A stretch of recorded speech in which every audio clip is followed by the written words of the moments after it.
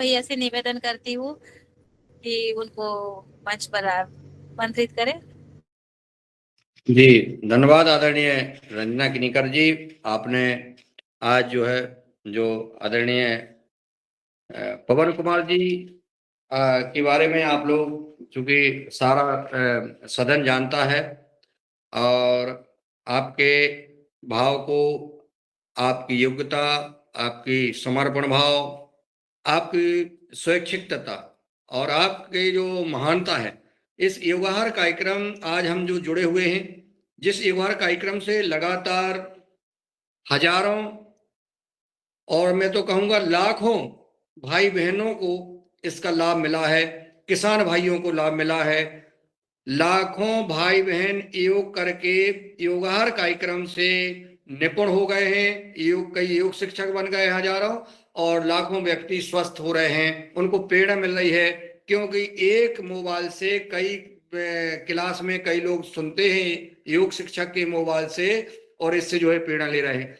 देश के विभिन्न राज्यों के, एक ही राज्य नहीं, कई राज्यों के, यहाँ तक कि विदेशों में भी योगाहार कार्यक्रम की जो है लिंक जाती है, और वहाँ लोग इसको करते हैं और कराते भी हैं। इसका कारण दूसरा, जो हम हजारों एकड़ जमीन में किसान जैविक खेती करने लगे हैं, कई जगह सैकड़ों जगह हाट बाजार जैविक खुल गए हैं। इसका कारण क्या है? इसका कारण, इसका बीज किसने बोया है? ये इसके सूत्रधार आदरणीय पवन कुमार जी पतंजलि योगपीठ हरिद्वार से है। आपसे एक छोटा सा निवेदन किया था आपकी, मैं एक और बताऊं, आपकी जो, जैसे योगाहार में किसी ने कुछ इच्छा जाहिर की कुछ जानने की, तो ये तुरंत जो है उसको वेबिनार करके, मीटिंग करके, संबंधित व्यक्ति विशेषज्ञ को बुला करके उसकी समाधान उन्होंने करने का काम किया है। ऐसे पुरुषार्थ के धनी, और आपसे ही सीखा है कि कोई ना इस योगाहार कार्यक्रम में ना कोई बड़ा है ना छोटा है, सब स्वैच्छिक रूप से सब एक दूसरे के भाई हैं और सदस्य हैं, ना कोई मुखिया है ना कोई कर्मचारी है। इस प्रकार के भाव लेकर के जो इस एक कार्यक्रम में आपने जो सहभागिता की, हम लोगों को मार्गदर्शन दिया है। योगाहार कार्यक्रम का एक छोटा सा प्रस्ताव मेरा, जो मैंने रखा था प्रस्ताव, कि मैं चाहता हूं कि किसानों भाइयों के हित में एक कार्यक्रम शुरू किया जाए जिसमें योग कराया जाए, और हम जैविक खेती का ट्रेनिंग करें, प्रशिक्षण करें, चर्चा करें। क्योंकि किसान भाइयों को कहाँ मिलता है समय, घर से आने जाने का समय नहीं मिलता है, उनको कोई बताने वाला नहीं है। बड़ी बड़ी योजनाएं एसी रूम में बन जाती हैं और जो है धरातल पर उसका प्रभाव नहीं दिखता है। आपने हमारा प्रस्ताव सहज स्वीकार करके, और आज वो दिन 2 मई 2021 2 मई 2021 को जब हमने शुरुआत में आपका से निवेदन किया और आपने साथ स्वीकार करके, वो आज तक एक भी दिन का गैप नहीं है, किसी भी दिन हम रुके नहीं हैं, और आज लगातार ये योगाहार कार्यक्रम चल रहा है। अद्भुत कार्यक्रम जिसमें हम लगातार 1 साल तक तो योग शिक्षकों को रिपीट ही नहीं किया, हर बदल बदल के विभिन्न राज्यों के योग शिक्षक आए, किसान आ रहे हैं जो 100 एकड़ में जैविक खेती कर रहे हैं, कोई 20 एकड़ में जैविक खेती कर रहा है, कोई 10 में कर रहा है, कोई 5 में, कोई 1 एकड़ में कर रहा है। और उनमें क्या, उनमें समस्या आ रही हैं, कितनी सफलताएं मिल रही हैं, सारी चीजें आपस में किसान जो है संवाद कर रहे हैं, अपना अनुभव बता रहे हैं, अनुभव ले रहे हैं, हमारे वैज्ञानिक अपना अनुभव बताते हैं। इस प्रकार के इस कार्यक्रम को, इस अद्भुत कार्यक्रम को अगर गति दे रहे हैं तो आदरणीय पवन कुमार जी दे रहे हैं। पूरा रिकॉर्डिंग भी कराते हैं यूट्यूब चैनल पर, जो रिकॉर्ड हो रहा है, जो इतिहास बन रहा है कि जब तक आज 2 मई से लेकर के आज तक जो भी चर्चा हुई है वो यूट्यूब चैनल पे, योगाहार कार्यक्रम पे आप देख लीजिए कि हमने क्या कहा, आपने क्या कहा, ये पूरा जो है लाइव रिकॉर्डिंग होता है। इसलिए ऐसे महान पुरुष को मैं आमंत्रित कर रहा हूं, चूंकि अगली बार, चूंकि बड़े भावुकता के साथ उन्होंने, चूंकि वो परम पूज्य माता जी का जो है स्मरण किया और भावुक हुए, हम सब भी भावुक हुए उनके साथ में। मैं चाहूंगा अपने जीवन की यात्रा के कुछ जो अनुभव आपके रह गए हैं, जो आपके अनुभव हैं, वो हम सबको कराएं, अवगत कराएं, और हम लोग जाने और हम लोग माने। मैं सम्मान के साथ आमंत्रित करता हूं आदरणीय पवन कुमार जी को, वो पधारें और अपना मार्गदर्शन प्रदान करने का कष्ट करें। ओम। जी नमस्कार। बहुत सारी चर्चाएं हमारी होती है इस योगाहार कार्यक्रम के बारे में, और इस योगाहार कार्यक्रम का विस्तारीकरण भी हो रहा है। केवल इसी कार्यक्रम की वजह का ही नहीं, बल्कि इससे शायद प्रेरणा लेके या इससे सीख करके कई लोगों ने अपने अपने स्तर से, जैसे उनको अच्छा लगा, उसको इस विचार को आगे पहुंचाने का काम किया है, ये हमारे लिए बहुत महत्वपूर्ण है। ये महत्वपूर्ण नहीं है कि योगाहार कार्यक्रम ने ही सब कुछ किया है, बल्कि ये विचार फैले कि हम सीखें और सिखाएं, हम एक दूसरे की मदद करें और इस धरती माता में अपना जो भी योगदान हो सकता है उसको करने का प्रयास करें। तो इस विचार के साथ आज बहुत सारे ग्रुप्स, बहुत सारी चर्चाएं, बहुत सारे कार्य पूरे देश में हो रहे हैं, विश्व में भी इस तरह से कार्य हो रहे हैं और ये सबका एक सम्मिलित प्रयास है, कई सारे लोगों का प्रयास है, जो योगाहार से जुड़े उनका भी और जो योगाहार से नहीं भी जुड़े और जिन्होंने इस विचार पर काम किया, उन सबके प्रयास की वजह से शायद इस धरती को और अपने कार्यों को बेहतर बनाने का निरंतर प्रयास जारी है और आगे भी जारी रहेगा, ऐसा मेरा मानना है। क्योंकि हर चीज में काम करने में निरंतर सुधार करने की आवश्यकता रहती है। कोई भी चीज कभी भी परफेक्ट नहीं होती है। समय के अनुसार उसमें आवश्यक परिवर्तन करने पड़ते हैं। अगर आवश्यक परिवर्तन नहीं किए तो शायद फिर हम वो चीजें वो हो जाती है, छूट जाती है और फिर कोई दूसरी चीज उसको आकर के उसको लेंगे। तो निरंतर हमारे कार्यों में हम प्रगति करते रहें, निरंतर हम अब कार्यों में देखते रहें, अपना मूल्यांकन स्वयं करते रहें।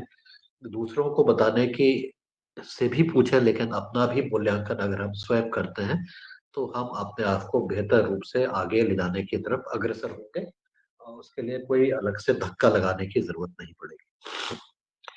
तो इस क्रम को देखते हुए ये जो हमारी चर्चा हुई, पिछली बार की चर्चा में आज मेरे पास समय था, क्योंकि आज मैं थोड़ा-सा लेट जाऊँगा ऑफ़िस, तो मैंने सोचा कि मैं आज इसको रख कर लेता हूँ, क्योंकि ये बात छूट गई थी पिछली बार और बहुत सारे प्रश्न भी छूटे हुए थे। लेकिन मैं अपनी विकास यात्रा का मेरा जो अब अनुभव रहा, उसको मैं कुछ उदाहरण या कुछ यादें जो हैं, कुछ स्मृतियों को आपको सन्मुख रखूँगा और आशा करता हूँ कि बहुत सारे हमारे साथियों की बहुत सारी स्मृतियाँ होंगी। आने वाले समय पर उन सबको जो भी बताना चाहे उनको लिए ये विचार, ये मंच उनके लिए खुला है और उससे हम एक-दूसरे से सीखने का प्रयास करें। तो मेरी यात्रा, विकास की यात्रा तो उस समय शुरुआत हुई और अनजाने में ही शुरुआत हुई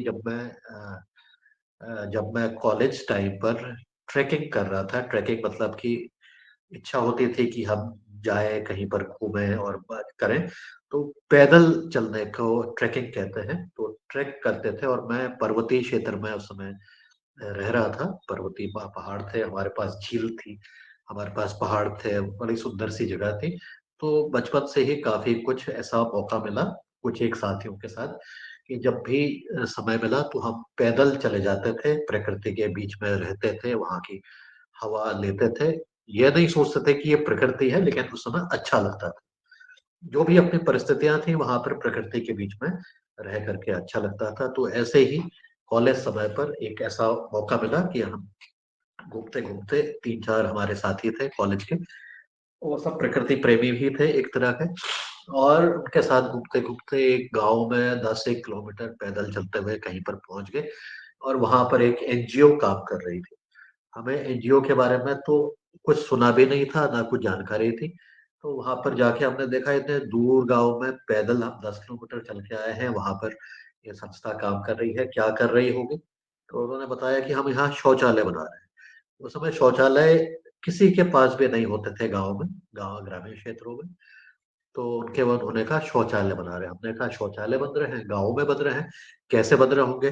तो देखा वहाँ पर कि ऐसे शौचालय सिंगल वाले अलग से कमरा, छोटा-सा कमरा 3 फुट बाय 3 फुट का, 2 ट्विन बेड के शौचालय, वहाँ पर ये मॉडल उन्होंने बना रखा था। हमने कहा बहुत अच्छा है।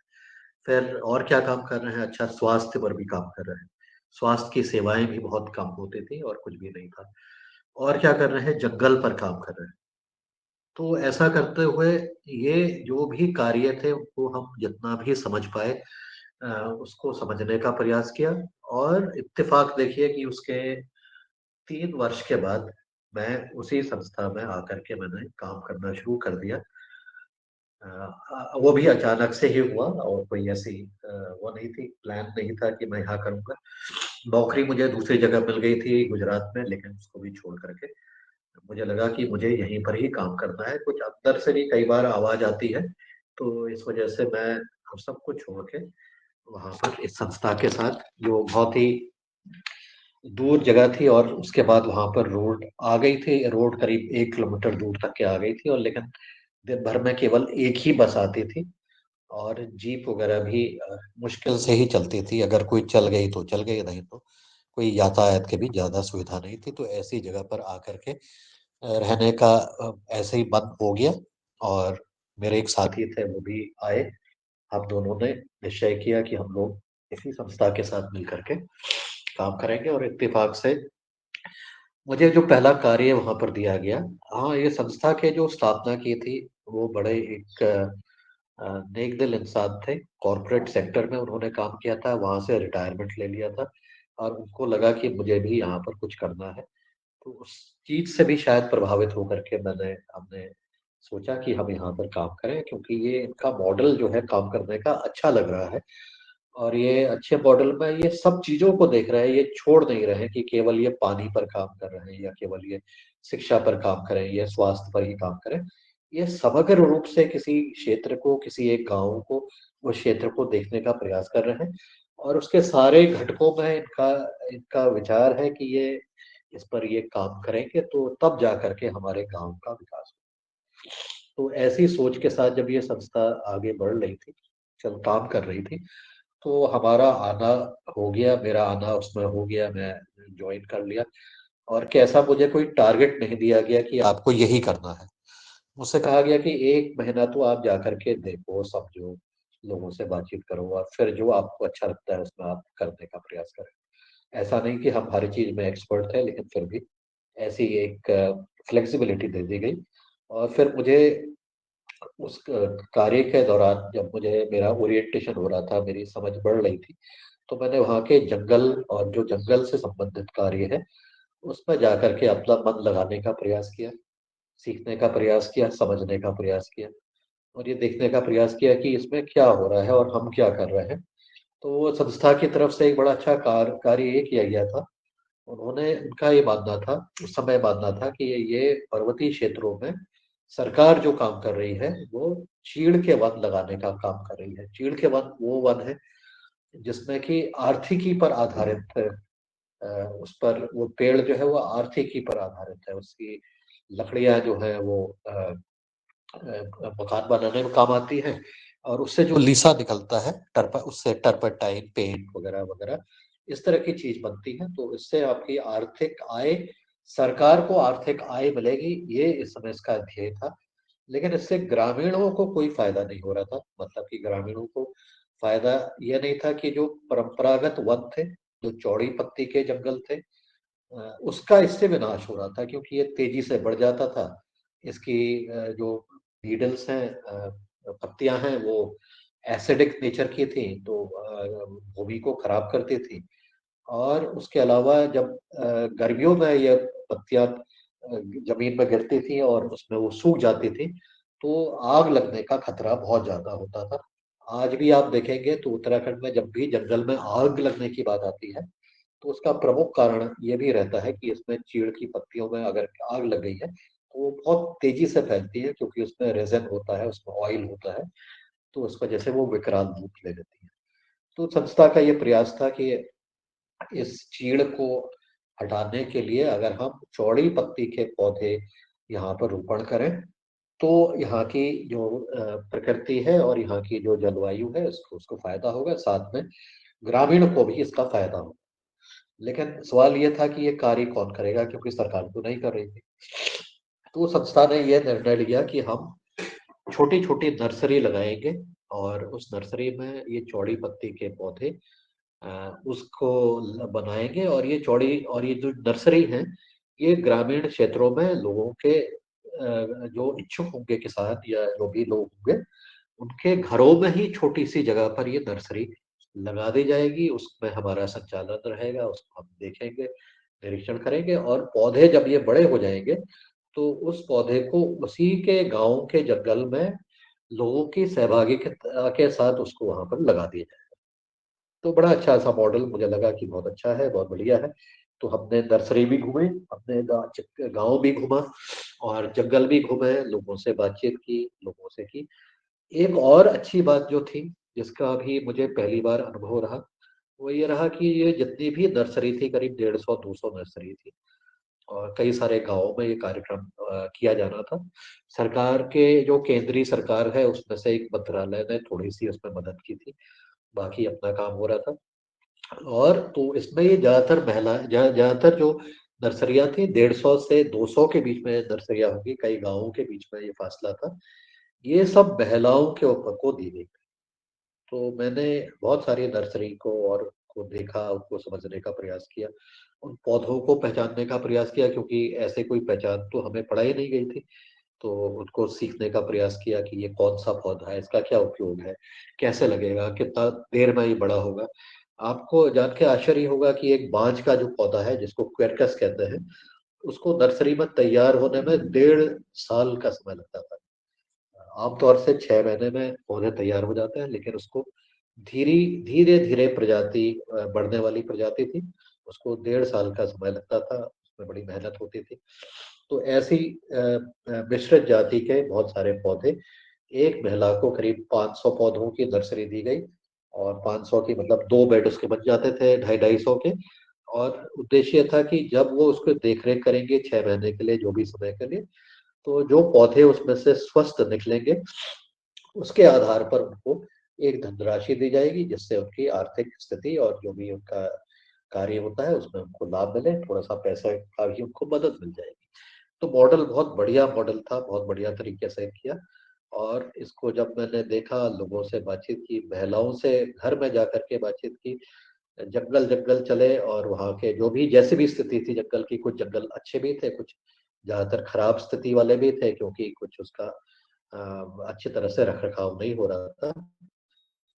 तो उस बीच में एक गाँव में हम गए, करीब 1.5 किलोमीटर ऊँचा था वो मतलब रोड से करीब 1.5 किलोमीटर दूरी पर था, हमारे पास मोटरसाइकिलें थी। वहाँ पर जब गए तो देखा कि बड़ी नर्सरी अस्त-व्यस्त थी और 1.5 किलोमीटर की जो मैं बात कर रहा हूँ, वो 1.5 किलोमीटर मैदानी वाला नहीं है। उस 1.5 किलोमीटर को चलने में हमें 1 घंटा लग गया क्योंकि वो चढ़ाई थी, ऊँचाई वाली जगह पर था। तो बहुत रुक-रुक के और बहुत ज़्यादा चढ़ाई थी, 60 डिग्री से ज़्यादा चढ़ाई थी। तो 1 घंटे का समय पहुँच के वहाँ पर पहुँचे, तो पता लगा कि नर्सरी की तो हालत बड़ी खराब है। पौधों की रख-रखाई नहीं की गई है, उसकी रुपाई-गुड़ाई नहीं की गई है। तो काफ़ी सारे पौधे मर भी गए हैं उसमें। तो इसको देख कर के गुस्सा आया कि एक तो हम पैदल चल के आ रहे हैं, दूसरा हम ऐसा कार्य कर रहे हैं जो गाँव में लोगों का इसका फ़ायदा हो। तो वहाँ के जो मकान के जो मालिक थे, महिला तो हमें मिली नहीं या महिला दूर थी या उनकी उस समय ज़रा-सी रूढ़िवादिता भी थी कि महिलाएँ को आगे आकर के बातचीत करने पर झिझक थी, लोग बातचीत नहीं करते थे। तो वहाँ के मुखिया को बुला कर के उसको डाँटा कि ये आपने कैसे कर दिया है, क्या है? जो भी बोला उसमें जो भी हमने बोला हो। तो करके हम आ गए कि इसको आप ठीक कर देना, आगने वाले समय पर आएँगे तो इसको ठीक कर देना। तो चलो बात गई और चली गई, फिर हम दूसरी जगह चले गए। 10, 15, 20 दिन के बाद एक चिट्ठी आती है सरकार के डीएम के कार्यालय से। कई 40-50 लोगों ने उसमें दस्तखत किए हुए हैं, उसमें शिकायत की गई है। उसमें शिकायत ये गई है कि कुछ लोग आए थे संस्था से, उन्होंने हमसे यहाँ पर किया, उन्होंने बदतमीज़ी की, उन्होंने महिलाओं को छेड़ा। अब सोचो आज के ज़माने में अगर कोई ऐसा इल्ज़ाम लगाता तो हमें तो पहले पुलिस हमसे अंदर करती, बाद में प्रश्न बाद में करते। खैर कोई बात नहीं, उसका भी फिर हमने जवाब दिया। उस समय तो ऐसे कोई नियम कानून थे नहीं। हमें लगा कि यहाँ पर गाँव वासियों को मन में इस कार्य के प्रति अपनत्व की भावना नहीं है। यानी कि वो ओन नहीं करते हैं इस कार्य को। तो हमें लगा कि जब ये ओन करते ही नहीं है तो ये कार्य करके फ़ायदा क्या है? जब इनकी सहभागिता ही नहीं है, इसका मतलब यहाँ पर हमने ये लाभार्थी जो भी इसका चयन किया गया है, गलत किया गया है और हमें उसके ऊपर हमें ठीक तरह से हमारा चयन नहीं किया है। तो हमें यहाँ पर से कार्य करने की आवश्यकता नहीं होनी चाहिए। तो ऐसा जब हमने चर्चा हुई, निर्णय लिया, तो फिर ये निर्णय हुआ कि यहाँ से ये नर्सरी जो है, इसको हटा के हम दूसरी जगह कर लें। यहाँ पर हमारी एक टीम जाएगी, वहाँ पर उसको देखेगी और उसमें से जो पौधे ठीक है, उसको उसका ढुलान करके, उसके खर्चा हम ही देंगे, उसको हम पैसे भी दे देंगे, उसको ले जाके दूसरी जगह एस्टैब्लिश कर लेंगे, जहाँ पर इसके लोगों को इसके प्रति, इस कार्य के प्रति और जंगल के प्रति ज़रूर-सी संवेदना है और वो कार्य करना चाहते हैं। तो ये जब ऐसा किया, ऐसा कठोर निर्णय लिया गया और उसको वाक़ई हमने ढुलान करके उसको दूसरी जगह पहुँचा भी दिया और दूसरी जगह उसके पौधे बड़े होकर के लग भी गए और जो बचे-कुचे पौधे थे 500 में से हो सकता है कि 200-300 पौधे खराब हो गए थे या नहीं हो पाए थे, उसको वहीं रहने दिया और उनको भुगतान करके फिर हम चले गए, अपना काम छोड़ दिया और वहाँ पर हमने चिट्ठी डीएम के कार्यालय में दे दी कि हमने अपना देख लिया है, इसका किया है, कोई ऐसी घटना नहीं हुई थी। इसका इन्होंने ये इस तरह से गलत तरीके से किया है। फिर तो ऐसा ऐसा भी कार्य करते समय ऐसा भी एक अनुभव हुआ, जिससे हमने बहुत कुछ सीखा कि यहाँ पर जब भी हम किसी जगह पर काम करते हैं, तो उसमें क्या-क्या बाधाएँ आ सकती हैं, कैसे उन बाधाओं को दूर कर सकते हैं, कैसे उसको दूर करेंगे। ऐसा करते हुए इसको समझने का प्रयास किया और जब भी ऐसे समय पर जब भी हम फील्ड विज़िट कर रहे थे, गाँव में जा रहे थे, तो इस चीज़ के प्रति हम बहुत ज़्यादा संवेदनशील होते हुए, जो भी हमारे इंटरैक्शंस हुए, जो भी हमारे कार्य हुए, उसमें इस चीज़ का विशेष रूप से ध्यान हमें दिया गया। मैंने सीखा कि हमें क्या करना है, कैसे करना है, कैसी परिस्थितियों में किस तरह से कार्य किया जाना है और इस तरह की फिर कभी भी कोई समस्या नहीं आई और हम हमारा कार्य जो जंगल वाला कार्य था, बड़े अच्छी तरह से हमने लोगों के साथ मिलकर के जब पौधे लगाने की बारी आई, तो उसके प्रत्येक जंगल में वहाँ पर एक दिन निश्चित करते थे, जहाँ पर सब लोग जो स्वेच्छा से आना चाहते थे, उन सबको बुलाया जाता था और वो स्थान उस गाँव का मंदिर होता था। उस गाँव के मंदिर में हम अनुरोध करते थे गाँव के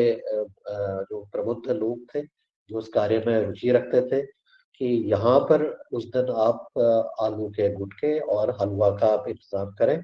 हम इस जंगल को, इस भूमिया देवता को समर्पित करते हुए अपने कार्यों को आगे ले जाने के लिए हम भगवान से भी प्रार्थना करेंगे और अपना कार्य भी करेंगे और उस दिन हम श्रमदान करते हुए जितने भी लोग आएँगे, श्रमदान करते हुए पौधे लाएँगे और श्रमदान करते हुए उन पौधों को लगाएँगे और उसको उस दिन इस तरह से कार्य करेंगे। तो जितनी भी जगह पर हमने इस तरह से कार्य किया और लोगों की सहभागिता रही, वहाँ पर बहुत अच्छी तरह से लोगों ने अपने जंगलों की सुरक्षा की, उस तरह से उस चीज़ों को ध्यान में रखा और अगर कोई समस्या भी आई, तो ज़्यादातर जगह पर समस्या का समाधान भी ग्रामीणों ने ही रह करके अपने कार्यों को कर पाए और आपको याद होगा कुछ समय पहले 2 वर्ष पहले शायद मैंने एक एक जंगल के जो सरपंच थे उनको भी बुलाया था, जिन्होंने अपना जंगल दिखाया था जो बड़ी अच्छी हालत में अब हो गया है। ऐसे कई सारे जगह पर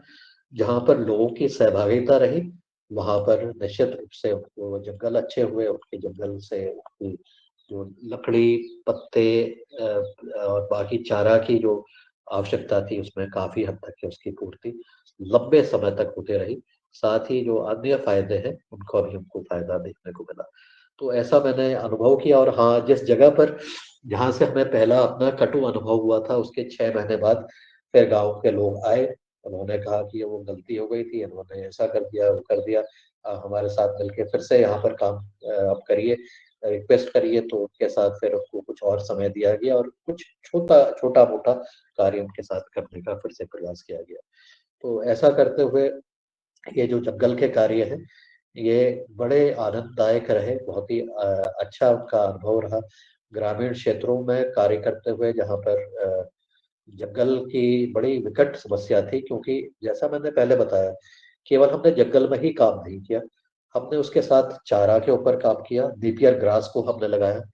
पर्वतीय क्षेत्रों में होने वाली 4 घासें जो कि अ, ठंडे इलाके में होती थी, उसको सरकार से लिया उसके बीज और कुछ बीज तो भूटान से भी मँगाए गए और उन घासों को लगाया गया और उस घासों का बीज उत्पादन भी किया गया। बहुत ही बड़ी मात्रा में बीज का उत्पादन पर्वतीय घासों का जो कि बहुत ही हल्का होता था, करीब 2.5 टन बीज का उत्पादन ग्रामीणों के खेत की जो बंजर ज़मीन थी, वहाँ पर उसको लगा करके उनके साथ एग्रीमेंट करके उस बीज का संग्रहण करके वापस उसको सरकार को दिया गया। उसमें एक चारा उत्पादन योजना चलती थी उत्तर प्रदेश में, तो उसके आधार पर फिर उसको वापस बेचा गया और वहाँ पर इस तरह से जो किसानों को जो बीज लिया गया उसको बदले उनको पर केजी के हिसाब से पेमेंट किया गया। लगभग 500 महिलाओं के साथ मिलकर के ये कार्यक्रम हमने बड़े सफलतापूर्वक काम किया और बड़े तो जो बंजर ज़मीनें थी, जिसमें खेती नहीं हो पा रही थी, या जो खेतों की बेड़ें थी, या जो खेत के जो बगीचे जो वहाँ पर थे, वहाँ पर अलग-अलग फलों के बगीचे होते थे। तो उसके नीचे ये शीतोष्ण प्रजाति की जो घासें हैं, उनका उत्पादन, बीज उत्पादन और चारा उत्पादन करते हुए ये अलग कार्य किया गया। इसके अलावा हमने बायोगैस बनाए, क्योंकि हम पर्वतीय क्षेत्र में रहते थे और हमारी ऊँचाई करीब 2000 मीटर पर भी थी, तो बायोगैस उतनी ठंडी जगह पर नहीं चल पाते थे।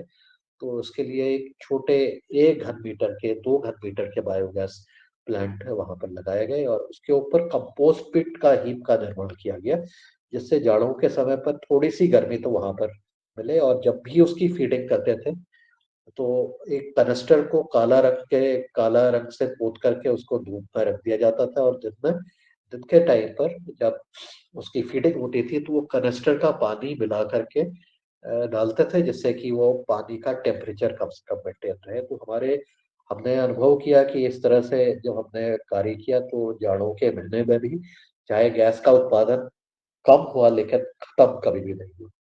तो इस तरह से ये चारा उत्पादन और इस तरह से बायोगैस, फिर स्मोकलेस चूल्हा, तो इस तरह से समग्र रूप से कार्य करते हुए कई तरह से इसमें जब कार्य किया, तब हमने देखा कि हमारे जंगल की स्थिति जो है, वो अच्छी हो रही है और उसमें जो भार है, उसके ऊपर जो लोड था, ये जो प्रेशर था, वो थोड़ा-सा कम हुआ।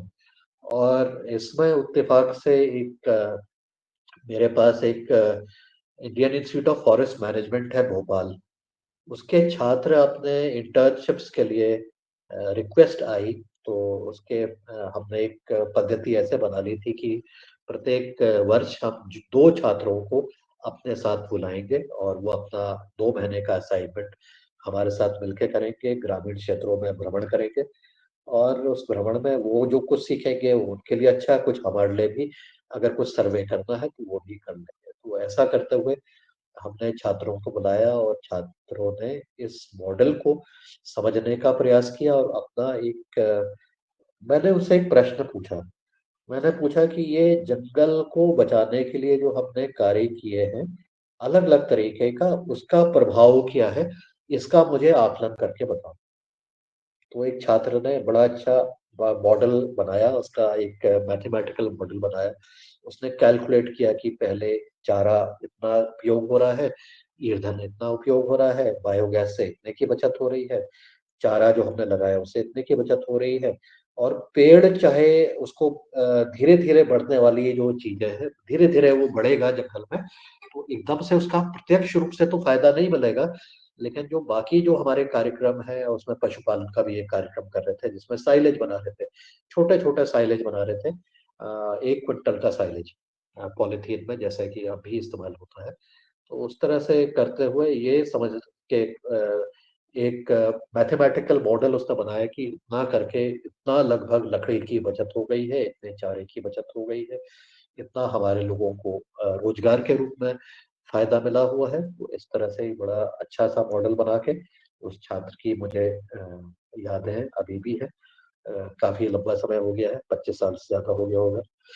तो ऐसा करते हुए हमने मूल्यांकन करने का प्रयास किया और ये मूल्यांकन को फिर उसका प्रस्तुतिकरण गाँव के सामने किया गया, कुछ एक गाँव के सामने, कि ये इस छात्र ने आकर के 2 महीने में अध्ययन किया।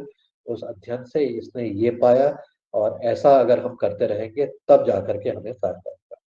तो ऐसा करके ये पूरा चक्र जो है केवल, और इसको कहीं छापा भी नहीं, हमने कोई इसको स्टडी को छापा भी नहीं, ना ही अखबारबाज़ी की कि अब ये बहुत बड़ा काम हो गया है, कुछ ऐसा हो गया है।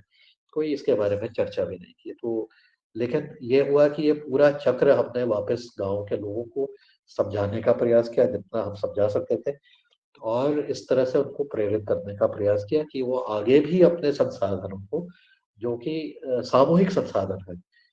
ये जो जंगल थे, ये सामूहिक जंगल थे। ये जंगल है, ये वन पंचायत कहलाती है उत्तराखंड में, और ये केवल विशिष्ट रूप से केवल उत्तराखंड में ही प्रचलित है।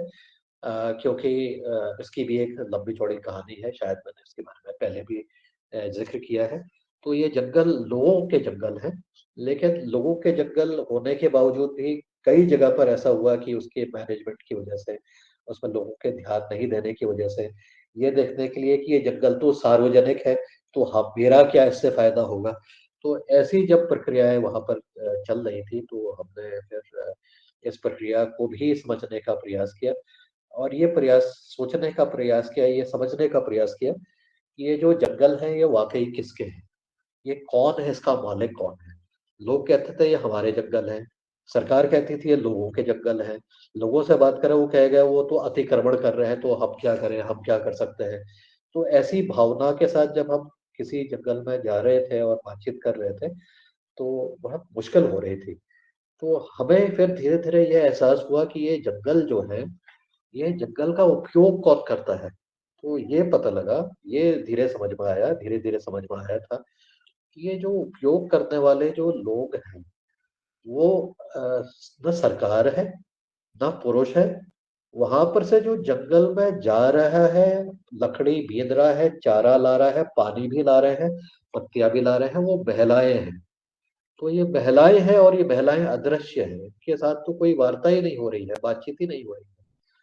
ये शुरुआती दौर में ही समझ में आ गया था, और फिर इसका कोई विकल्प नहीं था, क्योंकि उनकी कोई आवाज़ नहीं थी, उनके अंदर कोई वो नहीं थी। तो हमारे जो उससे पूर्व में जो काम करने वाले थे, वो भी एक महिला थी, बड़े अच्छे जगह से वो पढ़ के आई थी। तो उन्होंने जब मुझे हैंडओवर किया ये जंगल का कार्यक्रम, और मुझे ये बारीकियाँ समझाई, तो मेरे भी चीज़ें मुझे समझ में आई कि ये वाक़ई में हमें कुछ करने की ज़रूरत है, क्योंकि ऐसे तो ये नहीं चलेगा कि केवल हम पुरुषों से ही बातचीत करते रहें और महिलाओं की भागीदारी नहीं हो। तो हमने फिर मुझे इत्तेफ़ाक से संयोगवश, कोई ऐसा इरादा नहीं था, कोई प्लान नहीं था, मुझे नेपाल जाने का मौका मिल गया, और नेपाल में करीब 4-5 दिन मुझे एक जगह पर, ऐसी जगह पर जाने का मौका मिला, जहाँ पर मुझे पैदल चलना पड़ा। मैंने वहाँ की स्थितियों को देखा, और वहाँ के जो वीडीसी थे, विलेज डेवलपमेंट कमिटी, जो सरकार के माध्यम से एक प्रोजेक्ट चल रहा था, नेपाल ऑस्ट्रेलिया फॉरेस्ट्री प्रोजेक्ट, वहाँ पर से सीखने का मुझे मौका मिल गया। और वहाँ पर मैंने सीखा कि लोगों ने अपनी विलेज यूज़र ग्रुप्स बना रखे थे, मतलब उपभोक्ता समूह बना रखे थे। तो ये उपभोक्ता समूह को जब हमने देखा, तो हमने देखा कि वहाँ के उपभोक्ता समूह अपने जंगल के, अपने बाकी संसाधनों की सुरक्षा, देख-रेख और क्रियान्वयन कर रहे हैं। तो उससे सीखते हुए हमने वापस आकर के मैंने उपभोक्ता समूह महिलाओं के बनाने शुरू किए। उनके महिला मंगल दल, वहाँ एसएचजी नहीं होते थे उस टाइम पर, उनको हमने महिला मंगल दल के रूप में संगठित करने का प्रयास किया, और एक उसको बनाया जंगल आधारित महिला मंगल दल। मतलब जिस जंगल में जो महिलाएँ उस जंगल के जिस हिस्से में जाकर के उसका उपयोग करती थी, उसका वहाँ पर महिला मंगल दल। या इसको ज़रा म्यूट कर दीजिए महेंद्र जी को। जी करता हूँ मैं सर। पिछली बार भी ये ओपन हो गया था इनका। जी तो एक महिला मंगल दल के साथ चर्चा करके, ग्रुप में मीटिंग करके, उनके साथ हम गाना सबसे पहले गाते थे, इतनी शक्ति हमें देना दाता। तो धीरे-धीरे लोगों का, महिलाओं का मनोबल धीरे-धीरे बढ़ा। पहले तो हमसे बातचीत करने पर बड़ी उनको शंका होती थी। पुरुषों को भी लगता था ये पता नहीं क्या करेंगे, ये लड़के हैं, क्या करेंगे, क्या करेंगे? तो हमने अपने साथ वहीं की स्थानीय लड़कियों को, महिलाओं को अपने साथ जोड़ा, उनको अपने साथ गाँव में ले गए, उनके साथ चर्चा की, गाना भी उनसे ही गवाया। धीरे-धीरे उनको हमारे पर विश्वास हुआ, 3, 4, 5, 6 महीने के बाद। फिर उसके बाद महिलाओं ने अपनी सक्रिय भागीदारी देना शुरू किया, इस आशंका के बीच में रहते हुए कि पुरुष देख रहे हैं, गाँव के बुजुर्ग, बड़े देख रहे हैं, और शंका के दृष्टिकोण से देख रहे हैं। फिर पुरुषों के साथ अलग से बातचीत की गई, महिलाओं के साथ अलग से बातचीत की गई, और उस गाँव के जो सरपंच हैं, उनको धीरे-धीरे 1 साल के बाद वहाँ की महिलाओं की मीटिंग में विशेष रूप से आमंत्रित किया गया और विशेष रूप से उनको उस जंगल के वहाँ पर देख-रेख करने की ज़िम्मेदारी के ऊपर चर्चा करते हुए सबने कहा, हमने हाथ उठवाए कि कौन-कौन, किस-किस को लगता है कि हम अपने जंगल की सुरक्षा स्वयं कर सकते हैं। कृपया अपने हाथ खड़े करिए। सरपंच जी के सामने, पुरुषों के सामने, सभी महिलाओं ने और कुछ पुरुषों ने भी अपने हाथ खड़े किए। तो ऐसे सर्वसम्मति से इस प्रस्ताव पर ये मानसिक रूप से जो बाधा थी या हटी कि जंगल की सुरक्षा की ज़िम्मेदारी हम महिलाओं को सौंपते हैं, ये बाधा पुरुषों के दिमाग में थी, वो दिमाग से हटी और महिलाओं के मन में जो आशंकाएँ थी, वो भी धीरे-धीरे कम हो गई कि अब हम तो ये कार्य कर सकते हैं। अब तो हमने सार्वजनिक जगह पर सरपंच के सामने और बड़े बुजुर्गों के सामने ये सब बातें हो गई हैं, तो अब हम अपने जंगल की सुरक्षा स्वयं कर पाएँगे। हमारे अंदर ये साहस पैदा हो गया है, ये साहस पैदा करके हम अपने कार्यों को अच्छा कर सकते हैं और अपने जो हमारी जो आजीविका है, जिसके लिए हमें मुख्य रूप से हम जो मेहनत करती हैं, जो जंगल जाकर के हमें 2-3 घंटे प्रतिदिन लगते हैं, अब वहाँ की सुरक्षा की भी ज़िम्मेदारी अब हम लेने के लिए अब हम सक्षम हो गए हैं। ऐसा जब महिला मंगल दल के सदस्यों के अंदर ये आत्मविश्वास पैदा हुआ, तो हमने देखा कि हमारे जो कार्य हम लेकर के चले थे, जो उद्देश्य लेकर के चले थे, उसकी पूर्ति करने की तरफ हम धीरे-धीरे अग्रसर हो पाए। अग्रसर हो गए और महिलाओं को अब हमारे साथ काम करने में कोई परेशानी नहीं थी। धीरे-धीरे पुरुषों के भी मन में जो भावनाएँ थी, जो उस तरह की थी, वो भी धीरे-धीरे कम हुई और उन्होंने भी हमें एक्सेप्ट किया, हमें माना और हमें हमारी हमारी उनके प्रति आत्मीयता भी बहुत अच्छी तरह से बढ़ गई और फिर हमारा जब ये कार्य अच्छी तरह से सफल हुआ, तो लोगों ने बढ़-चढ़ कर के इस सारे जंगल के कार्यों में और अन्य कार्यों में भी बढ़-चढ़ के हिस्सा लिया। तो ये कार्य करते-करते लगभग 2 ढाई साल का समय ऐसा लग गया, जिसमें कई बाधाएँ आई, कई सारी परेशानियाँ आई, कई सारी मैंने अभी तो एक ही बाधा बताई, ऐसी बहुत सारी बाधाएँ आई। शुरुआत में लोग ही नहीं आए, तो ऐसा करते हुए जो लोग आए, उनके साथ चर्चा की गई। कई बार हमने कोशिश की कि हम लोगों के साथ जब मीटिंग करें तो उस समय मीटिंग करें जब उनको सुविधा हो, ना कि हमारा ऑफ़िस के टाइम का। तो कई बार हम शाम के टाइम पर मीटिंग कर रहे हैं, जब सब लोग जा रहे हैं और वापस चले गए हैं, तो जिस समय उनको सुविधा हुई उस समय मीटिंग की।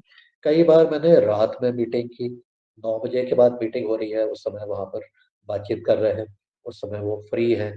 और फिर इस तरह से बातचीत करते हुए तो लोगों को धीरे-धीरे ये एक एहसास हुआ कि ये लोग वाक़ई काम करने के लिए इच्छुक हैं। ये बाकी लोगों की तरह सवेरे आए और अपना मीटिंग करके भाषण देके जाने वालों में नहीं है। तो अपने खुल कर के उन्होंने अपनी बात हमसे की और हम भी शायद काम तभी कर पाए क्योंकि इस तरह का एक माहौल जो है का निर्माण हो पाया। तो ऐसा करते हुए जब हमने लोगों के साथ काम किया, तो इसमें बहुत सारे अनुभव आए। जंगल का कार्य तो एक शुरुआती दौर में रहा, लेकिन उसके साथ फिर हमने कृषि को जोड़ा, उसमें हमने मौन पालन की गतिविधि भी की, उसमें हमने पशुपालन की गतिविधि भी की। उसमें मैंने टीपीएस आलू के ऊपर भी काम किया, टीपीएस का भी बीज बनाया। 2 किलो करीब बीज बना, 15,000 रुपए किलो के हिसाब से उस समय बन रहा था। और और मुझे नहीं लगता किसी और ने वहाँ पर किया हो इस तरह से पर्वतीय क्षेत्रों में उस समय तो कोई नहीं कर पाया था उस चीज़। तो ये सब करते हुए बहुत सारी गतिविधियों को संचालन करते हुए और फिर हमने बेमौसमी सब्जी का जब उत्पादन किया, तो उसमें भी कोई उसको आगे बढ़ कर के नहीं कर पाया, हमारे डेमोंस्ट्रेशंस हो गए, लेकिन उसका विस्तारीकरण नहीं हो पाया। लोग उसको नहीं कर रहे थे, क्योंकि उनको लगता था कि कीड़ा लगेगा तो हमारा क्या होगा, नुकसान हो जाएगा। तो हम 1 साल, डेढ़ साल लगातार काम करते हुए फसल बहुत अच्छी हो रही है, उसका मार्केट अच्छा है, लेकिन उसका उत्पादन करने के लिए लोग झिझक रहे हैं, तो उनसे जब पूछा गया कि ये बताओ तुम्हारे साथ तुमने सब कुछ देख लिया, अब तुम क्या करना चाहते हो? मैंने कहा हमें कुछ नहीं चाहिए, हमें तो एक स्प्रेयर चाहिए। हम स्प्रेयर से अपनी चीज़ों को हम लोग कर लेंगे। तो हमें लगा कि ये स्प्रेयर देखें तो ये केमिकल का उपयोग होगा। तो लेकिन फिर भी लोगों की उसमें परिवर्तन नहीं हो रहा था। हमने कहा चलो ट्राई करने दो। तो हमने कुछ एक स्प्रेयर्स को वहाँ पर उपलब्ध करा दिए बड़े सस्ते रेट में बल्क में हमने खरीदे तो बहुत सस्ते में हमें मिल गए, तो उसको हमने दे दिया और हमने कहा सरकार ने सब्सिडी दे दी है। अब लोगों की मानसिकता ये है कि आपको सबको मालूम है कि सब्सिडी के नाम पर लगता है लोगों को कि बहुत फायदा हमारा हो गया है, लेकिन हमने कोई सब्सिडी नहीं दी, हमने तो केवल बल्क में परचेजिंग की और थोक में परचेजिंग की वजह से उसका रेट 30-40% कम हो गए और हमने उसको बाँट दिया, तो अब लोगों को बड़ी उसमें डिमांड बढ़ गई कि हमें भी अब चाहिए और हमें भी चाहिए। हमें मालूम था हमारे मॉडल पर हमारे जेब से 1 पैसा नहीं लग रहा है, तो हमने इस तरह से अरेंजमेंट करके कई सारे चीज़ों को वहाँ पर दी, तो वहाँ पर सब्ज़ी का उत्पादन बहुत तेज़ी से आगे बढ़ गया। कई सारे गाँव में जहाँ पर हम काम नहीं भी करते थे, वहाँ भी इस तरह से लोगों ने सब्ज़ी का उत्पादन शुरू कर लिया और हमने उस समय ये पाया कि सब्ज़ी उत्पादन करके लोगों की जो आय है, जो थी वो बहुत ही कम स्थिति में थे, अब वो दुगनी, तिगनी, चौगुनी तक ज़्यादा वहाँ पर पहुँच गई। छोटी-छोटी जगह पर भी लोगों ने सब्ज़ी उत्पादन करके आय में कई गुना किया, लेकिन उसका नुकसान भी हो गया। नुकसान ये हुआ कि वहाँ पर अ, पैसा ज़्यादा आ गया, अचानक से तो नहीं आया, धीरे-धीरे ही आया, लेकिन पैसा आपके पास आ गया, तो पैसे का उपयोग क्या करेंगे? स्पेशली जब पुरुष उसका उपयोग करते हैं, तो बहुत सारे लोग उसको लगता है अब तो ज़रा-सी अब आराम के दिन आ गए, चलो शराब पी लेते हैं। तो हमने ये पाया कि वहाँ पर जो शराब की दुकान की जो बिक्री थी, जिसका एक आंकड़ा होता था, उससे 10 गुना वहाँ पर शराब की बिक्री या 20 गुना ज़्यादा शराब की बिक्री हो गई। तो हमें ये पता लगा, फिर हमने लोगों के पास फिर से गए कि ये शराब की आपने बिक्री भी हो गई है, ऐसा पता लगा हुआ है। महिलाओं से भी बातचीत की और एक सामंजस्य बनाने का प्रयास किया गया। तो कहीं जगह पर सामंजस्य बना, कई जगह पर नहीं भी हुआ। कई बार हमें भी लगा कि हमने करके क्या ठीक किया? क्या हमारे ऐसे करके हमने हमारे जो उद्देश्य थे, आय बढ़ाने के तो उद्देश्य की पूर्ति हो गई, लेकिन महिलाओं के ऊपर अगर कोई अत्याचार हुआ या आपके पैसे का दुरुपयोग हुआ, तो क्या हमारा कार्य अच्छा था? क्या हमने सही काम किया? क्या हमने सही निर्णय लिया? क्या हमने ये स्प्रेयर दे कर के चाहे आपने सब्सिडी के नाम पर एक लोगों को एक जागरूकता फैलाने का प्रयास किया था, लेकिन फिर भी ये इस तरह की जो है नुकसान हो गया और साथ ही जंगल का जो हमारा कार्य था क्योंकि जहाँ पर पहले मक्का लगती थी उससे चारा का भी उपयोग होता था और तो वो मक्का वाली जगह पर सब्ज़ी लगा दी लोगों ने, तो अब जंगल के ऊपर ज़्यादा दबाव पड़ गया। तो आप देखिए कि पै कैसे चक्र हमारा चल रहा है। ग्रामीण की जो अर्थव्यवस्था है और ग्रामीण का जो कृषि और आर्थिकी और जो संतुलन का चक्र बना था, वहाँ पर एक गतिविधि करने से उसका प्रभाव दूसरी गतिविधि पर भी पड़ रहा है। ऐसा जब हमने इसको कहा, सोचा और देखा और इसको लोगों के साथ बातचीत की कि आपने एक तो शराब पी, दूसरा आपने अपने जंगल का भी और नुकसान कर रहे हो, जो जंगल आपने बचाने का आपने कर रखा था। ज सबने ऐसा नहीं किया लेकिन जहाँ पर भी नुकसान हो रहा था, नुकसान तो नुकसान ही था। तो इस चक्र के बारे में हमने बातचीत करते हुए फिर से सही रास्ता ढूँढने का इस बीच में और प्रयास फिर से किए गए और ये चक्र निरंतर हमारा चलते रहा, निरंतर ये गतिविधियाँ हमारी चलती रही। ये कुछ अंश हैं आज के हमारे मेरे जीवन की विकास यात्रा के कुछ एक साल के जो 5 साल का मेरी यात्रा रही, शुरुआती दौर के, उसके कुछ अनुभवों का कुछ एक अंश आपके सामने आज मैंने रखने का प्रयास किया है, जिसमें हमें सफलता मिली, कुछ हमें असफलताएँ मिली, कुछ हमारे अनुभव हुए, कुछ हम आगे सीख पाए और कुछ हम कर भी पाए, कुछ हम नहीं भी कर पाए। तो आज के लिए तो मैं अपनी वाणी को यहीं विराम देता हूँ क्योंकि पिछली बार के भी प्रश्न हैं और डॉक्टर दुबे का भी कोई प्रश्न है। तो अब ये प्रश्नों की करते हैं अगले 10-15 मिनट जो भी हमारा समय है। जी, डॉक्टर दुबे, आप अनम्यूट करिए अपने आप को। हेलो। डॉक्टर दुबे हाँ जी। नमस्कार। ओके।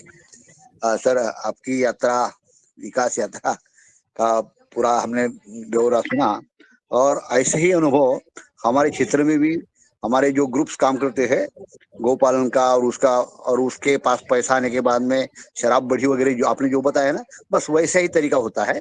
वो मतलब पैरेलल एग्जांपल है। सर, आपकी विकास यात्रा तो सबने सुनी। मैं आपकी विचार यात्रा जो है उस दिन का जो सवाल है दो, वही मेरे मन में है, इसलिए मैं वो पूछना चाहता हूँ कि आमतौर पर ऐसा होता है कि बड़े पोस्ट पे जो आदमी जाता है वो नीचे वाले लोगों की बात सुनने में थोड़ी आनाकानी करता है। हमने 4-5 साल में आपको देखा है, तो आपने निश्चित रूप से छोटा से छोटा भी आदमी रहे, एडमिनिस्ट्रेशन में भी हमने देखा, आपके सहयोगी रहे तो, और योगाहर में भी देखा, उनकी बात आप बड़े लगन से उसको बोलने देते हैं, सुनने देते हैं, यह एक चीज। और दूसरी चीज, पूरा का पूरा विरोधी भी अगर मत है, जो रखा गया है किसी वक्ता ने या आपने भी रखा है, और उसके पूरा विरोधी मत भी अगर रखा जाता है तो उसका भी आप सम्मान करते हैं, उसको भी आप बोलने देते हैं। तो ये विचार यात्रा जो है, आमतौर पर हमने कई एग्जाम्पल देखे, ये विचार यात्रा आने के लिए दो ही पहलू होते हैं मैंने जो देखा। एक तो आध्यात्मिकता होती है, या फिर कोई रोल मॉडल होता है, उसको देख के ही बड़े पोस्ट का आदमी, ये जो दो पैमाने देखे, ऐसा करता है। मैं जानना चाहता हूँ कि आपका कौन से रोल मॉडल से आपको ऐसी प्रेरणा मिली कि ये जो मैंने संदर्भ दिया कि छोटे से छोटे आदमी की भी बात सुनना है, या पूरे विरोधी मत वालों को भी बोलने देना है और उसके सम्मान करना है, तो रोल मॉडल आपकी प्रेरणा मैं जानना चाहता हूँ। धन्यवाद। जी जी, धन्यवाद धन्यवाद डॉक्टर दुबे। मैं आपका जो प्रश्न है वो वो इस चीज से मेरा संदर्भित है कि जब मेरी इससे पहली वाली यात्रा चल रही थी, जिसमें बहुत ज्यादा स्ट्रगल थी, बहुत ज्यादा परेशानियां हो रही थी और मन बहुत दुखी हो रहा था। तो ये जो बोलने वाला जो कार्य है उसमें तो शब्द भी नहीं निकलते थे, बात को रख भी नहीं पाते थे, कह भी नहीं पाते थे, नहीं समझ पाते थे, और उस समय कोई सुनने वाला भी नहीं था। तो मुझे लगा है कि मैंने जो अनुभव किया कि जब मैंने धीरे धीरे इस चीज से आगे बढ़ने का प्रयास किया और अपने चीजों को समझने का प्रयास किया, तो बहुत सारी चीजों तो हमने अनुभव से सीखी, और दूसरों से कई सारे विचारों को सुनने के बाद, या दूसरों की बात सुनने का मुझे जब भी मौका मिला तो मैंने उसको सुनने का प्रयास किया। रमेश चंद मेहरा जी, आप बार बार अनम्यूट कर लीजिए प्लीज। मेहरा जी, आप बार बार अनम्यूट न करें। जी सर। जी जी, ठीक है। और मैंने बहुत सारी जो चीजें थी, क्योंकि जब वो कठिन समय हो रहा था तो मेरे पास किताब ही ऐसी थी, किताबें अलग अलग चीजें जो मैं इधर उधर से इकट्ठा कर रहा था, बोरो कर रहा था, क्योंकि खरीदी तो नहीं मैंने, लेकिन उधार में ले रहे थे, मतलब उधार में लाइब्रेरी से लेके आते थे, यहाँ पर पढ़ने का प्रयास करते थे। मुझे लगता है कि मुझे उस समय की रही कोई ऐसा रोल मॉडल नहीं था जिससे कि मैंने सुन पाया, समझ पाया, या जिसने मेरी बात सुनी हो। कोई भी ऐसा मेरे पास अनुभव नहीं मिला। तो मैंने इस चीज को जब देखा, और मैंने बहुत सारी, जो मैंने अपने उसमें बताया कि मैंने ट्रैक बहुत सारे किए, और बहुत सारे ट्रैक उसमें से अकेले भी किए, और अकेले मैंने जंगलों में जाकर के तालाब में जाकर के अकेले रह करके ही मैंने बहुत कुछ सीखने समझने का प्रयास किया। मुझे लगता है कि जो ये सुनने की मेरी प्रवृत्ति है, वो एक जिज्ञासा वाली भी की वजह से भी था कि इसमें अब क्या है, ये यहाँ पर क्या हो रहा है, कैसे हो रहा है। तो ऐसे ही मेरी एक यात्रा रही, जब मैं एक ट्रैक में गया, और मेरे शहर के नजदीक ही एक सुंदर सा तालाब था। मुझे वहां पर पता लगा कि यहाँ पर इस चोटी के ऊपर एक बाबा जी रहते हैं, जिनका नाम है वन खंडी महाराज। अच्छा, मैंने कहा वन खंडी का मतलब क्या हुआ, तो उन्होंने कहा जो वन में विचरण करते हैं, वन में रहते हैं। तो मैंने कहा मैं जाता हूँ वहां पर, देखता हूँ। तो उस पहाड़ में ऊपर पहुंचने में 2 घंटे का समय लग गया, और मैंने देखा कि वो वनखंडी महाराज जी जो है वहां पर अकेले रह रहे हैं, वहां पर उन्होंने बना दिया है। और उस जंगल के ऊपर जो मंदिर बनाया, उसका नाम उन्होंने रखा था हिडिंबा धाम। तो हिडिंबा धाम के बारे में कि नाम क्यों पड़ा, उनके साथ मैंने वार्तालाप की। वो प्रकृति के एक प्रेमी थे, जंगल की वजह वही थे। पानी भी उनका जो है वो 1 किलोमीटर नीचे से लाना पड़ता था। 1 किलोमीटर नीचे आप चढ़ाई सोचिए कि वहां पर जाने में आधा पौन घंटा तो जाने में लगता था, ऊपर आने में, चढ़ाई में करीब 1 घंटा लग जाता था। तो मैंने वहां पर रह के, उस आश्रम में रह के 3-4 दिन मैंने वहां पर बिताए, उनके वहां पर श्रमदान किया, जो भी मैं कर सकता था वहां किया। वहां पर बहुत सारे लोग नहीं आते थे, गिने चुने ही लोग आते थे, क्योंकि वो चढ़ाई चढ़ना ही अपने आप में मुश्किल काम था। वहां पर एक अंग्रेज एक दिन आ गया, वहां से हिंदुस्तानी था, अंग्रेज अंग्रेज इंग्लैंड में जाके बस गया था। उसने भी नाम सुना और उसके साथ मेरी बड़ी अच्छी वार्तालाप हुई, चर्चा हुई, और हमने एक दूसरे को जाना। और इस तरह से मेरी यात्रा कई जगह पर कई लोगों के साथ मिलकर के सुनने की जिज्ञासा मेरे में थी कि क्या बोल रहे हैं, क्या कर रहे हैं, और क्या उनके अनुभव है। मैंने ऐसे करते हुए बहुत सारे लोगों को सुनने का प्रयास किया, और मैंने ये पाया कि जब मैं सुन रहा हूँ तब मुझे ज्यादा जानकारी अपने आप में मिल रही है। यह इससे मेरे जीवन के जो अनुभव हैं वो शेप हो पा रहे हैं, और उसको मैं अच्छी तरह से समझ पा रहा हूँ। अगर मैं केवल बोलूंगा तो मैं केवल अपनी बात ही बता पाऊंगा जितना मुझे आता है, लेकिन अगर मैं सुनूंगा तो मुझे ज्यादा मैं पाऊंगा। शायद ये ऐसी भावना मेरे अंदर में आई, जिसकी वजह से ये चीज मेरी निरंतर आगे भी चलते रही, और मैंने कोशिश यही की है कि मैं ज्यादा से ज्यादा लोगों की बात सुनूं और उनके पक्षों को जानने का प्रयास करूं, चाहे वो पक्ष मेरी विचारधारा के भी विपरीत क्यों नहीं हो। क्योंकि हो सकता है कि एक नया पहलू, एक नई जिज्ञासा वहां से निकल के आए, और हो सकता है अगर मेरे अंदर कोई कमी है या कुछ चीज मैं गलत सोच रहा हूँ उसमें कुछ सुधार हो सकता है। तो मुझे तो लगता है कि शायद इसी वजह से मैंने इस चीज को इस चीज को कंटिन्यू किया। जो डॉक्टर दुबे आपने जो ऑब्जर्व किया वो ये था कि, और वो विचारधारा भी है कि हम हर एक व्यक्ति से सीख सकते हैं, हर एक व्यक्ति के पास देने के लिए बहुत कुछ है, तो हम भी उसका लाभ जरूर लें। जी डॉक्टर दुबे। धन्यवाद सर, बिल्कुल सही सर। हमने जो अलग अलग जगहों से या चिंतन से जो एनालिसिस किया, उसी एनालिसिस में आपकी बात आ गई सर कि सुनने की क्षमता और मेरी भी विचार गलत हो सकते हैं या उसमें मैं इंप्रूव कर सकता है। ये दो बातों पे जिसका विश्वास होता है वही सर आप जैसा बन सकता है। धन्यवाद सर। जी जी धन्यवाद डॉक्टर दुबे। रमेश चंद मेहरा जी। जी ओम सर। जी हाँ। सदन को ना बहुत अच्छी चर्चा चल रही है। मैं भी उस दिन जो मेरे मन में जो प्रश्न थे उन्हीं को लेकर के मैं पूछ रहा हूँ। उस दिन अचानक क्या हुआ, मैंने कोई ये अपनी लिंक नहीं पढ़ी थी, कुछ नहीं था मुझे, और ये भी नहीं मालूम था कि आप उस दिन के मुख्य वक्ता हैं। तो अचानक जो हमारे साथ हमारे ग्रुप में जिन लोगों ने अच्छा किया है उनके संबंध में मैं बता रहा था कि कौन ने अच्छा करके क्या प्राप्त किया है। और फिर मैंने आपसे उसका ये पूछा था कि सर आपके इस संबंध में क्या विचार है। जी हो।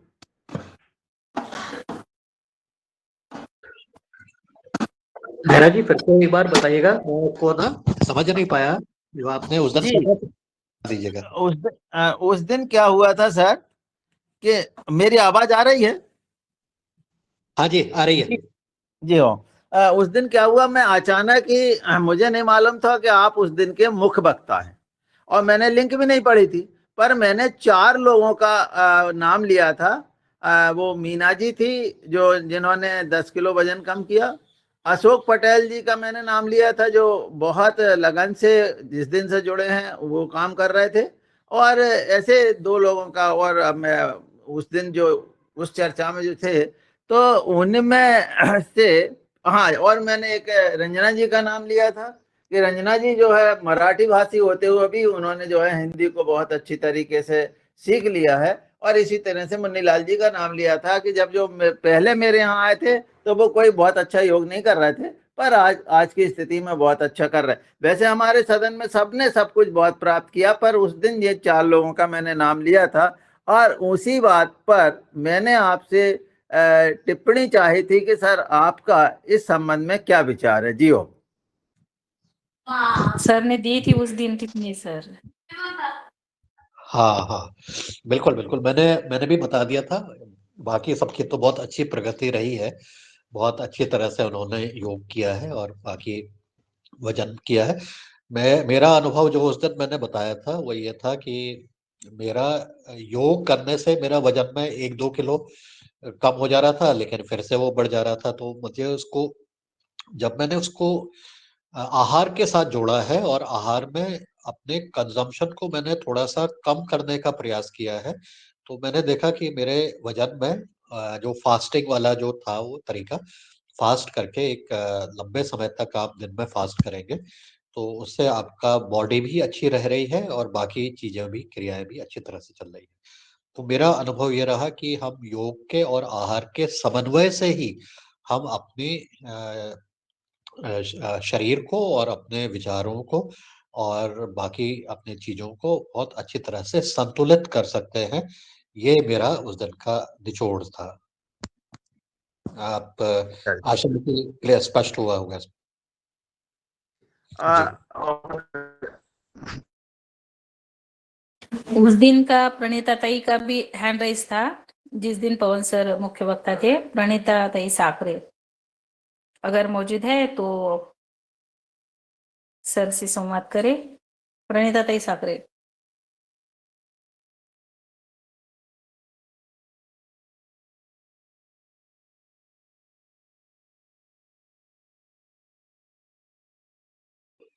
जी नहीं दिख रही है प्रणीता ताई जी, कोई बात नहीं जी, कोई बात नहीं। कोई प्रश्न नहीं है तो फिर हम वैसे 8 बज चुके हैं। पवन सर ने बहुत अच्छे से अपने अनुभव बताए और अभी किसी कोई और चर्चा करना चाहते हैं तो आमंत्रित है, वरना हम 8 बजे आभार की तरफ चलते हैं, समापन की तरफ। जी शशिकांत तिवारी जी, आपका हैंड राइज यानी आपका माइक खुला है। जी जी जी जी ओम। पवन सर को प्रणाम। मैं एक चीज जानना चाह रहा हूँ कि चरागाह विकसित करने के लिए हमको क्या क्या बातें ध्यान देनी चाहिए।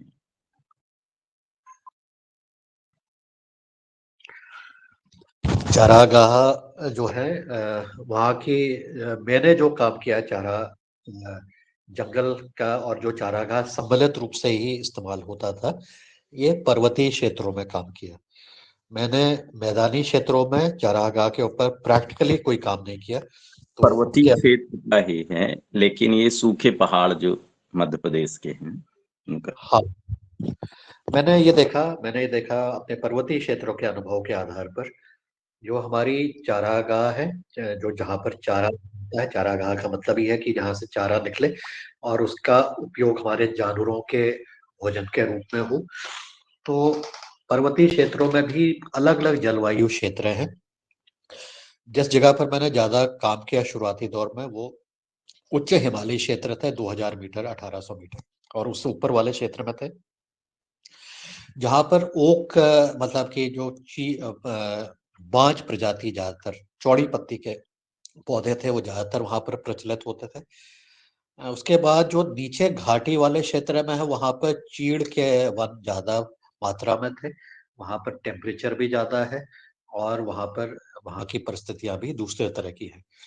तो चारा जो मैंने उत्पादन देखा दोनों जगह पर, हमने बहुत सारे पौधे भी लगाए, चारा के भी पौधे लगाए, जंगल में भी लगाए, प्राइवेट जगह में भी लगवाए। और मैंने ये देखा कि नीचे वाले जो क्षेत्र हैं जहाँ पर कि चारा हो रही है, अगर उसको हम रेगुलेट कर लेते हैं, उसका हम प्रबंधन अच्छी तरह से कर लेते हैं, यानी कि जब हम उसमें से हार्वेस्ट लेना है तो हम उस समय पर लें जब उसका प्लांट की ग्रोथ अच्छी तरह से हो जाती है। और ग्रोथ का मतलब यह है कि उसका पूर्ण रूप से उत्पादन हो जाता है, तब जाकर के हम उसको भरपूर रूप से उसकी घास ले पाते हैं। लेकिन ग्रामीण क्षेत्रों में ये देखा गया, जिस जगह पर हम काम कर रहे थे, कि लोग जब मर्जी आ जा रही थी उसको वहां से चारा उसको ले पा रहे थे। उसका परिणाम ये हो रहा था कि जो चारा का उत्पादन है, क्योंकि पौधा तो पूरा आपका बढ़ नहीं पाया, तो आपके वहां पर उसका उत्पादन उसकी उतनी क्षमता 10 किलो अगर वहां पर होना है, तो आपने तो उसको काटा जब वो 2 किलो का ही हो गया है, तो उसकी उत्पादन हुआ ही नहीं। तो हमने ग्रामीणों के साथ मिलके उसके प्रबंधन के ऊपर चर्चा की और पौधा जैसे उग रहा है और उसका उत्पादन पूर्ण रूप से कब आ पाएगा, इस पर जब चर्चा की तो लोगों ने इस चीज को समझा। और हमने उनसे कहा कि आप अपने जंगल का इतना हिस्सा आप छोड़ दो, बाकी जगह पर जैसा आप कर रहे हो आप करो, लेकिन आप अपना जो भी एक जगह है, पहाड़ी का एक हिस्सा है, वहां पर आप ये इंश्योर करो कि कोई भी वहां से चारा या कोई चीज नहीं ले। और जब उसका फसल, जब वो चारा जो वहां पर हो रही है प्राकृतिक रूप से, जब उसके पूर्ण रूप से वो तैयार हो जाता है, तब जाकर के आप उसका उत्पादन लें। तो ऐसा जब लोगों ने उसकी तुलना की और उसको देखा, उसके अनुभव लिए, उसको आंकड़ों में कन्वर्ट किया कि मेरे इस जगह से तो देखो हमारा कोई उत्पादन हुआ नहीं, क्योंकि जब जिसकी मर्जी आई उसने काट लिया, लेकिन इस जगह पर हमने इतनी एरिया से इतना उत्पादन हम ले पाए हैं, तब जा करके उनके मन में ये भावना पैदा हुई कि अब हम अपना जो प्रबंधन है वो अच्छी तरह से कर पाएंगे। तो प्रबंधन हमने नहीं करना है, प्रबंधन गांव वालों ने करना है, क्योंकि वो गांव का जंगल है और सामूहिक जंगल है। तो ऐसे रूप में, ऐसे तरह से जब हमने बातचीत की, चर्चा की, तो लोगों को जब समझ में आया तो उन्होंने अपने प्रबंधन की जिम्मेदारी स्वयं ली, और उसमें हमने जो भी हम सहयोग कर सकते थे उसको करने का प्रयास किया। ज्यादातर रूप से वैचारिक रूप से सहयोग, और बाकी अन्य तरह से जो किया जा सकता था उस तरह से सहयोग रहा। और लोगों के मन के जो विचार हैं उसको बदलते हुए उनको एक अच्छे प्रबंधन की तरफ हमने प्रेरित करने का प्रयास किया गया। मेरे ख्याल से ये प्रिंसिपल सब जगह लागू हो जाएगा। लागू हो सकता है कि अगर सामूहिक जगह पर जमीनें हैं और सामूहिक जगह से लोग के उसका प्रबंधन नहीं कर रहे हैं, तो उनको पहले वैचारिक रूप से पहले अपने आप को तैयार करना पड़ेगा, तब जाकर के आप कोई कार्यक्रम को वहां पर क्रियान्वित करते हैं तो उसका अच्छे रिजल्ट आपके सामने निकल के आएंगे। मुझे आशा है कि इस चीज से आपके शंका का समाधान हो गया होगा। मुझे लग रहा है जी सर जी जी ये सत्र अब हम कल कंटिन्यू कर सकते हैं, क्योंकि 8:05 हुए हैं, 2 हैंड राइज और हुए हैं। अगर आप कल का समय दें तो कल कंटिन्यू करें। ये कुसुम जी कुछ कहना चाह रही हैं, मैं उनका हैंड रेज था, अभी आप बोल रही हैं कुसुम जी। जी जी जी, प्रणाम। सदन को प्रणाम और आपको भी बहुत बहुत प्रणाम। मैंने तो जो आपकी परसों के दिन पूरी जो जीवन यात्रा सुनी, और आज भी तो अधूरी सुनी है, बहुत लेट मैंने ज्वाइन किया, तो उसके लिए बस मेरे दिमाग में, मेरे मन में एक विचार आ रहा था, एक कमेंट आ रहा था कि प्रकृति जो है उसके नियम बिल्कुल अटूट हैं।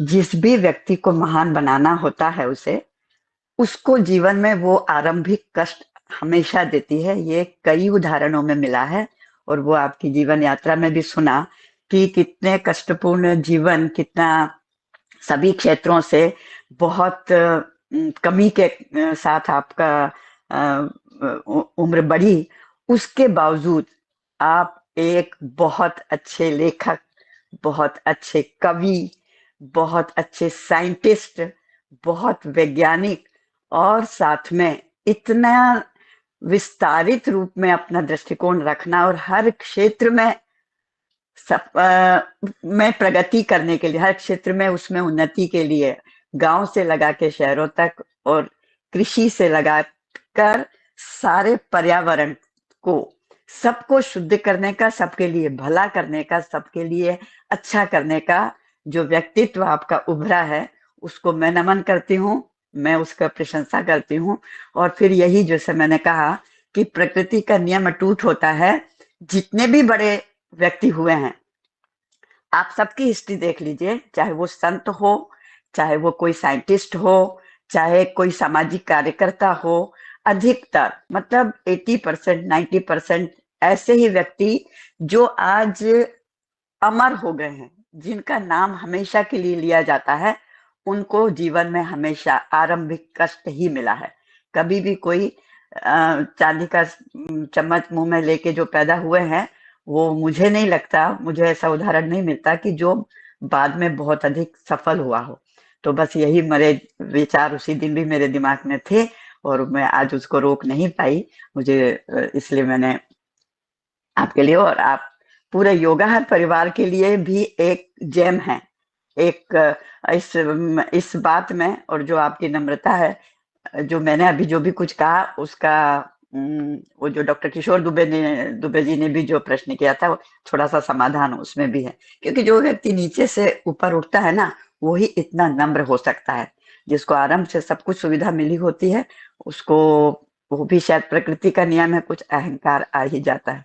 तो बहुत बहुत धन्यवाद और बहुत सारी शुभकामना, बहुत सारी बेस्ट विशेस की आपकी ये जीवन यात्रा इसी प्रकार से समाज के लिए, परिवार के लिए, राष्ट्र के लिए जितना काम कर रही है। और सबसे बड़ी बात आध्यात्मिक, कि अध्यात्म, जब तक अध्यात्म नहीं जुड़ेगा तब तक हम इस प्रकार का व्यक्तित्व बना ही नहीं सकते।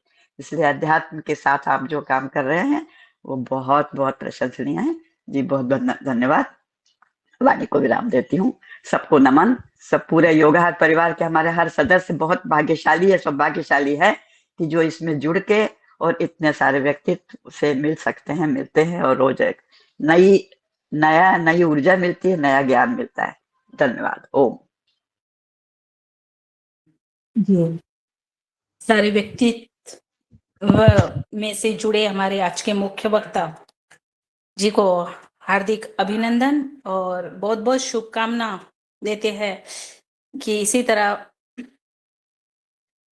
उनके कार्य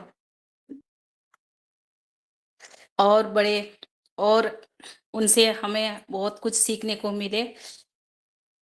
यही पर अब हम 8:10 हो रहे हैं। मैं कुछ ज्यादा न बोलते हुए, मैं दिनेश सेमवाल जी भाई साहब उस दिन भी कह रहे थे मैं बोलना चाहता हूँ, तो मैं उनको सादर आमंत्रित करती हूँ और वो आज के योगार कक्षा को विराम भी देंगे आज। जी आदरणीय जी दिनेश भैया। जी आदरणीय दीदी जी, बहुत बहुत धन्यवाद।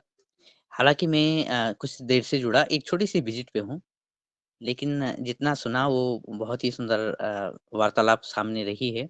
आदरणीय पवन कुमार सर की जो वार्तालाप, उनके जीवन की जो आपने 5 वर्षीय जो योजना, प्रारंभिक योजना आपने बताई है, उसके बारे में जान के अच्छा लगा। और ये जो पंचवर्षीय योजना एक मार्गदर्शिका है हम जैसे और मेरे जैसे लोगों के लिए, कि कैसे हम कदम आगे बढ़ा सकते हैं और उस पे हम चल सकते हैं। हालाँकि इस बीच बहुत सारे प्रश्न भी थे और ये तो एक सरसरी निगाह में आपने बात रखी है और इस तरह से बात रखी है कि जिस तरह से हम एक सारांश के रूप में रखी है। इसके बहुत सारे सोपान होंगे, बहुत सारी बातें होंगी जिसको कि सुनना बहुत ज़रूरी है और हो सकता है कि आने वाले समय में कोई किताब आपके माध्यम से आए तो हम आपको सुन पाएँगे। और मैं अभी जहाँ पे हूँ वहाँ पे एक नई फैमिली योगाहार में जुड़ेगी भविष्य में और उनका जो कार्य है, उनकी जो वार्तालाप है, उनकी जो सोच है, उसको भी हम सम्मिलित कर पाएँगे। अभी इन लोगों ने हल्का-हल्की कुछ आवाज़ें सुनी हैं, विस्तार से वो अब लगातार सुनेंगे आपको, आप सभी को योगाहारी सदस्यों को और उनको भी हम भविष्य में सुनेंगे कि किस तरह से वो कार्य कर रहे हैं, कार्य करने जा रहे हैं। और आदरणीय पवन कुमार सर, डॉक्टर किशोर दुबे जी और आप सभी के माध्यम से जो भी बातें निकलती हैं, वो निश्चित ही एक गाइडलाइन बनती है। और जैसे आदरणीय रंजना जी ने कहा है कि इन वार्तालाप को हम आगे पुनः सुनें और तब भी पूर्णतः इस सुनने, सुनाने, जानने, जगाने के कार्यक्रम में आ पाएगी। तो मैं आप सभी को सबसे पहले प्रणाम करता हूँ और आप सभी के माध्यम से आज के मुख्य वक्ता जी को बहुत-बहुत धन्यवाद करता हूँ। और क्षमा चाहता हूँ कि मैं पूरी बातें तो नहीं सुन पाया, लेकिन जितनी बातें सुन पाया हूँ, उससे ये लगा कि हमें बातें और सुननी चाहिए, अनुसरण करने के लिए अभी हमको आपको निरंतर वक्ता के रूप में सुनना चाहिए। इन्हीं बातों के साथ पुनः-पुनः धन्यवाद, प्रणाम, ओम। बहुत सुंदर कहा आपने दिनेश भैया, क्योंकि और भी हमें सुनना है और 2-3 दिन कम पड़ेंगे सर को सुनते हुए और इसी मनोकामना कि पवन सर फिर से सदन में और अपने जीवन के कुछ अनुभव हमारे साथ साझा करें। और इसी के साथ हम कल फिर से नई ऊर्जा के साथ, नए मुख्य वक्ता योग शिक्षक के साथ कार्यक्रम में मिलते हैं योगाहार परिवार में। तब तक सबको जय श्री राम।